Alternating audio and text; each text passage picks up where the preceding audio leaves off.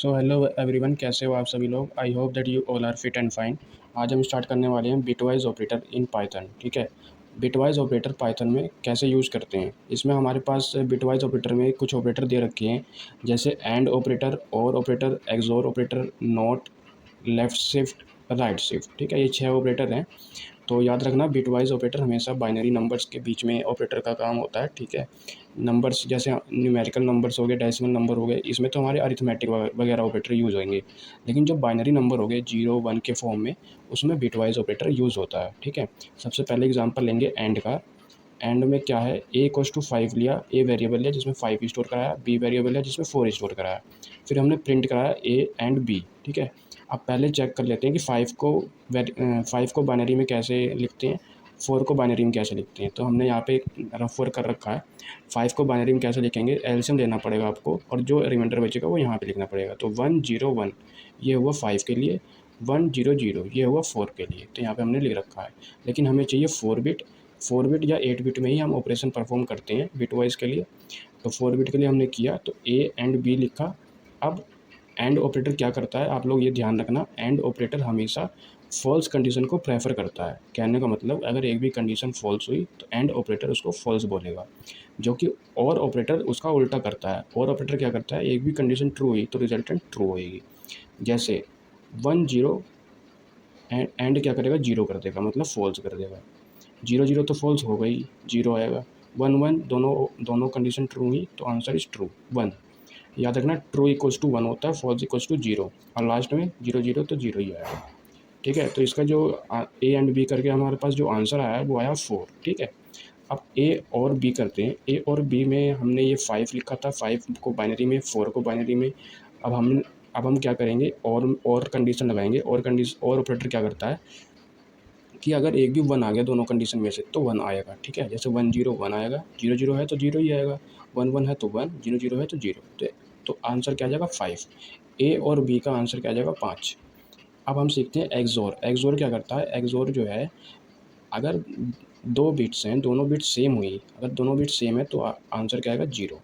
जैसे कि 1 0, दोनों बिट्स अलग हैं तो आंसर 1, दोनों बिट्स सेम है तो आंसर 0, दोनों बिट्स सेम है तो आंसर 0, दोनों बिट्स सेम है तो आंसर 0। ठीक, तो ये होता है ए एक्सोर बी।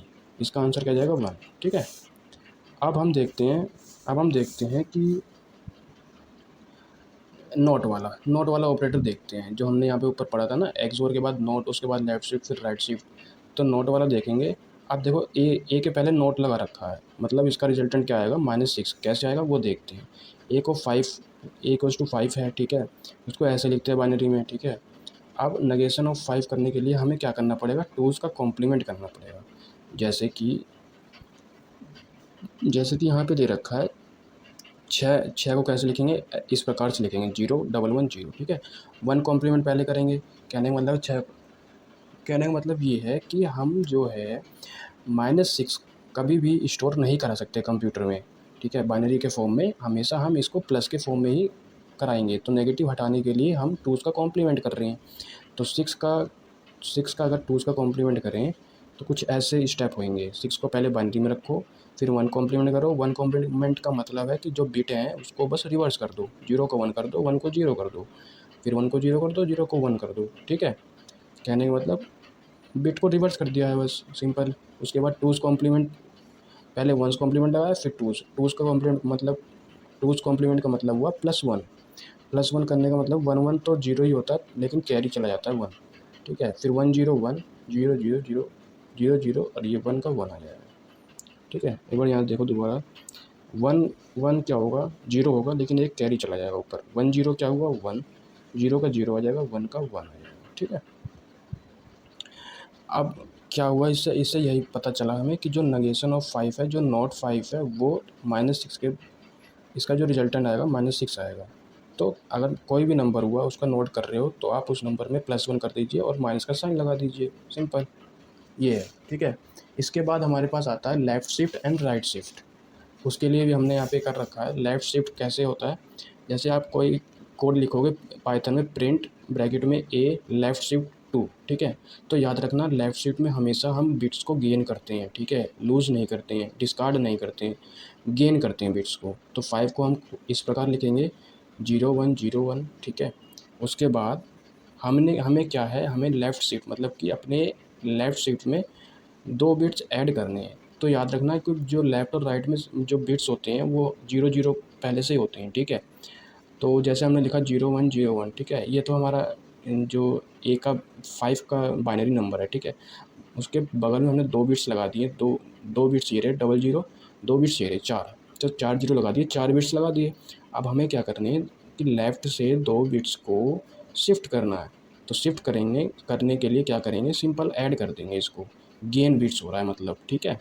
तो अब हमारे पास जो आंसर होएगा वो होएगा 0 0 1 0 1 0 0, ठीक है। क्यों? क्योंकि हमने बिट्स को गेन कर लिया, 2 बिट्स लेफ़्ट हो गए, ठीक है, लेफ़्ट शिफ्ट हो गए। तो अब इसको हम बाइनरी को नंबर में कन्वर्ट करेंगे तो 20 आएगा, ठीक है। इसका एक फ़ॉर्मूला भी है कि अगर कोई नंबर को हम 2 से लेफ़्ट शिफ्ट कर रहे हैं तो हमारे पास फ़ॉर्मूला कुछ इस प्रकार है कि जैसे कोई नंबर है x, उसको हम n शिफ्ट से लेफ़्ट कर रहे हैं, ठीक है। तो आंसर क्या आएगा, x मल्टीप्लाई 2 की पावर n। जैसे हमने एग्जांपल लिया तो इसमें ये सटीक बैठेगा, 5 लेफ़्ट शिफ्ट 2, 5 मल्टीप्लाई 2 की पावर 2, ठीक है। तो 5 इंटू 4 20, तो इसलिए आंसर जो हमारा है 20 आ रहा है, ठीक है। ऐसे ही राइट शिफ्ट है, राइट शिफ्ट में क्या करते हैं, उल्टा करते हैं, इसका लूज़ बिट्स करते हैं, हम बिट्स को डिस्कार्ड करते हैं। जैसे 5 है, 5 को 0 1 0 1 करा हमने, ठीक है। तो इसमें हमने क्या लिखा, ए राइट शिफ्ट 2, हमें 2 बिट्स राइट शिफ्ट करने हैं, ठीक है।